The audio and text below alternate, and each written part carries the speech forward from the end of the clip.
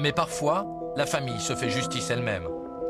Dans les territoires palestiniens, le crime d'honneur existe encore. Au cours de cette enquête, nous avons entendu parler d'une histoire familiale qui s'est terminée dans le sang. Direction la bande de Gaza. Pour s'y rendre, il faut traverser un long corridor surveillé par les caméras de l'armée israélienne. Gaza, c'est un bout de terre palestinienne pas comme les autres, replié sur ses traditions. Et ici, la coutume fait souvent office de loi. Un rendez-vous discret est organisé dans le camp de réfugiés Al-Chati. Un jeune homme accepte de nous raconter l'histoire de sa sœur Rivka. Elle a été étranglée par l'aîné de la famille. Il nous emmène au cimetière, très loin du camp.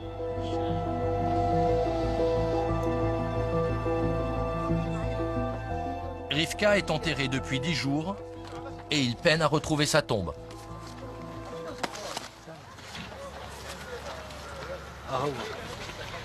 C'est ici? En fait, la pluie a effacé le nom. Rivka n'aura jamais de pierre tombale. Sa faute? Avoir reçu à 29 ans un garçon en cachette dans sa chambre. Des voix venaient de la chambre de ma sœur. Moi, j'étais parti dormir, mais mon frère aîné pensait que quelque chose n'allait pas. Il a utilisé un prétexte pour entrer dans la chambre de notre sœur.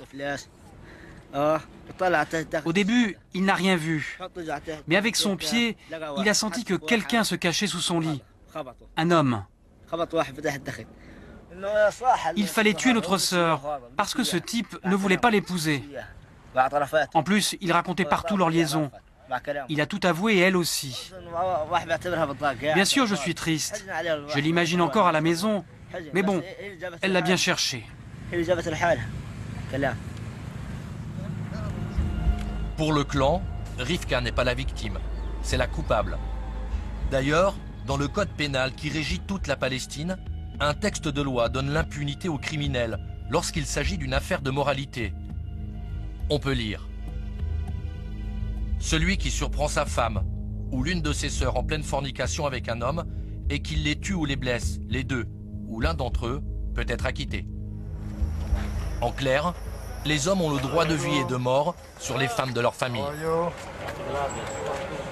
Nous demandons l'autorisation au Hamas, le mouvement islamique au pouvoir à Gaza, de rencontrer le frère aîné en prison. Le Hamas accepte.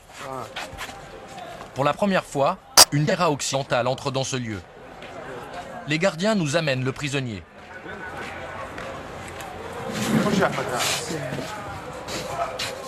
Nous allons lui demander librement les raisons de son geste.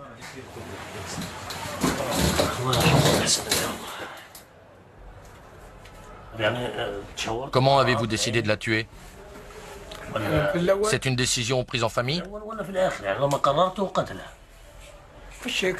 On a évoqué ensemble le fait de la tuer, mais c'est moi qui ai pris l'initiative. J'étais en colère. Tu l'as donc décidé seul? Oui. Sans en parler à la famille? La famille le savait. Ta famille était d'accord pour la tuer? Oui. J'ai purifié ma famille et purifié mon honneur. C'est comme si ma sœur était un cancer. Je l'ai tuée pour le bien de la famille. Tu as d'autres sœurs. Et si ça se reproduit? Jamais. Ça peut arriver. Jamais. Elles ont compris la leçon. Il attend son procès avec confiance. Il sait que le verdict sera clément. Le président palestinien Mahmoud Abbas a promis d'abroger la loi qui tolère les crimes d'honneur. Mais pour l'instant, elle est toujours en vigueur. Et l'épilogue de ce reportage va le confirmer. Okay. Le capitaine Atta Jawabra nous apprend une triste nouvelle. Rappelez-vous. Il avait reçu Sahar, qui venait porter plainte contre son mari. Elle pensait que sa vie était en danger. Alors le capitaine avait tenté de la placer dans un foyer pour femmes battues. En vain.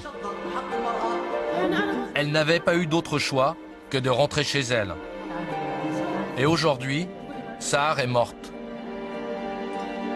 Quelques jours après son retour, une nouvelle dispute a éclaté.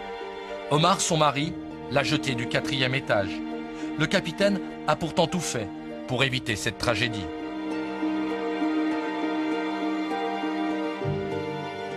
Malgré les lois, malgré le poids des clans et les traditions, il continuera son combat pour que cessent les violences contre les femmes de Palestine.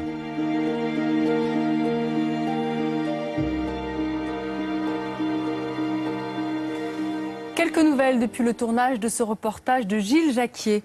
Le mari de Sahar est toujours en prison, il attend son procès. Ce jeune homme qui a tué sa sœur et que nous avions rencontré en prison dans la bande de Gaza, il a été libéré, lui, sans procès, avec une amende de 3 000 €.